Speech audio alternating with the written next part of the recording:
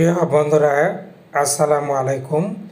আজকে আপনাদের জন্য নতুন আরও একটি শিক্ষাবৃত্তির খবর নিয়ে চলে আসলাম।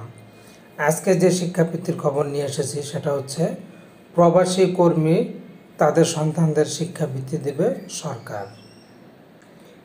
2025 সালে এসএসসি, 2024 সালের এইচএসসি ও সমমান এবং ডিপ্লোমা ইন ইঞ্জিনিয়ারিং পাশ করা প্রবাসী কর্মীর সন্তানদের শিক্ষাবৃত্তি দেবে সরকার। এজন্য দরখাস্ত আহ্বান করা হয়েছে। ওয়েজ অনার্স কল্যাণ বোর্ডের মাধ্যমে এ বৃত্তি দেওয়া হবে বলে এক বিজ্ঞপ্তিতে জানানো হয়েছে। প্রতিষ্ঠানটির পরিচালক তার স্বাক্ষরিত বিজ্ঞপ্তি প্রকাশ করা হয়েছে।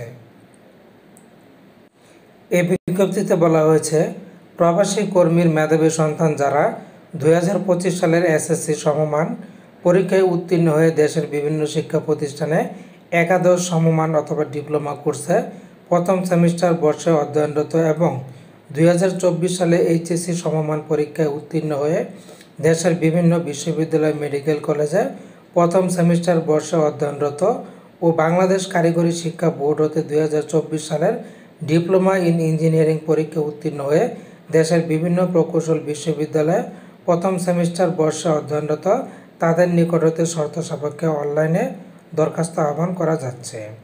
যেসব প্রবাসী সন্তানরা শিক্ষাবৃত্তির জন্য আবেদন করতে পারবেন।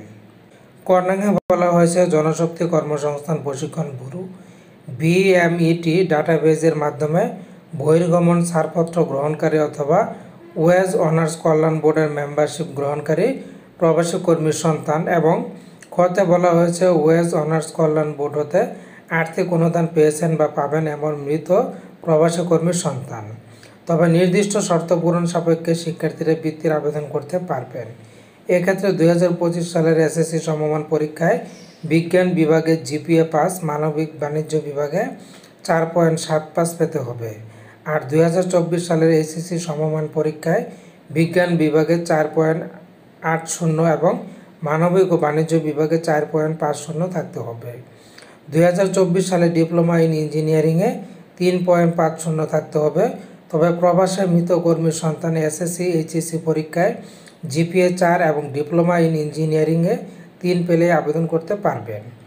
আবেদনের জন্য মা বাবা প্রবাসী কর্মী হওয়া সাপেক্ষে প্রমাণক হিসাবে বিএমই বহির্গমন ছাড়পত্র সম্বলিত পাসপোর্টের কপি অথবা ওয়েজ অনার্স কল্যাণ বোর্ড সদস্য পদের পাসপোর্ট কপি, শিক্ষা প্রতিষ্ঠানের প্রধানের মুঠোফোন নম্বর সহ প্রত্যয়নপত্র, প্রবাসী মৃত কর্মীর সন্তানদের ক্ষেত্রে দূতাবাসের প্রত্যয়নপত্র, শিক্ষার্থীর যে কোনো ব্যাংক হিসাব নম্বর এবং রাউটিং নাম্বার সহ স্টেটমেন্ট, শিক্ষার্থীর এক কপি ছবি, স্বাক্ষর এবং শিক্ষার্থীর এনআইডি কার্ডের কপি। আবেদনের সঙ্গে প্রয়োজনীয় কাগজপত্র স্ক্যান করে স্ক্যান কপি আপলোড করতে হবে। বিজ্ঞপ্তিতে আরও বলা হয়েছে, এসএসসি সমমান ক্যাটাগরিতে শিক্ষাবৃত্তির জন্য মনোনীত শিক্ষার্থীদের একাদশ ও দ্বাদশ শ্রেণী পর্যন্ত 2 বছর ও ডিপ্লোমা শ্রেণীতে অধ্যয়নরত জন্য 4 বছর, এইচএসসি ও সমমানের ক্যাটাগরিতে শিক্ষাবৃত্তির জন্য মনোনীত শিক্ষার্থীদের ক্ষেত্রে স্নাতক পর্যায়ে 3 বছর বা স্নাতক সম্মান পর্যায়ে 4 বছর, মেডিকেলে 5 বছর এবং ডিপ্লোমা ইন ইঞ্জিনিয়ারিং ক্যাটাগরিতে বৃত্তির জন্য মনোনীত শিক্ষার্থীদের 4 বছরের বৃত্তি প্রদান করা হবে। আবেদনের প্রক্রিয়া, যারা আবেদন করতে চান তাদের অনলাইনে আবেদন করতে হবে। শিক্ষার্থীদের অনলাইনে আবেদন করতে হবে। আবেদনের জন্য www.web.gov.bd অথবা stipend.web.gov.bd স্টিপেন্ড এই লিঙ্কে ভিজিট করে আবেদন করতে হবে। আবেদনের সময়সীমা হচ্ছে 25 নভেম্বর হতে 25 ডিসেম্বর পর্যন্ত। আবেদনের জন্য কিছু শর্ত তারা বলে দিয়েছে। শিক্ষার্থীর মোবাইল নম্বর, মাতা পিতা অভিভাবকের মোবাইল নম্বর অবশ্যই আবেদনে উল্লেখ করতে হবে। প্রবাসী কর্মীর পাসপোর্ট উল্লেখিত নামের সাথে আবেদনকারীর সনদে উল্লেখিত পিতামাতার নামের গড়মিল পরিলক্ষিত হলে আবেদন বাতিল হবে। শিক্ষাবৃত্তির আবেদন শুধুমাত্র অনলাইনে করতে হবে। সরাসরি ডাকযোগে আবেদন গ্রহণ করা হবে না। অসম্পূর্ণ ভুল তথ্য প্রদান আবেদন বাতিল বলে গণ্য হবে।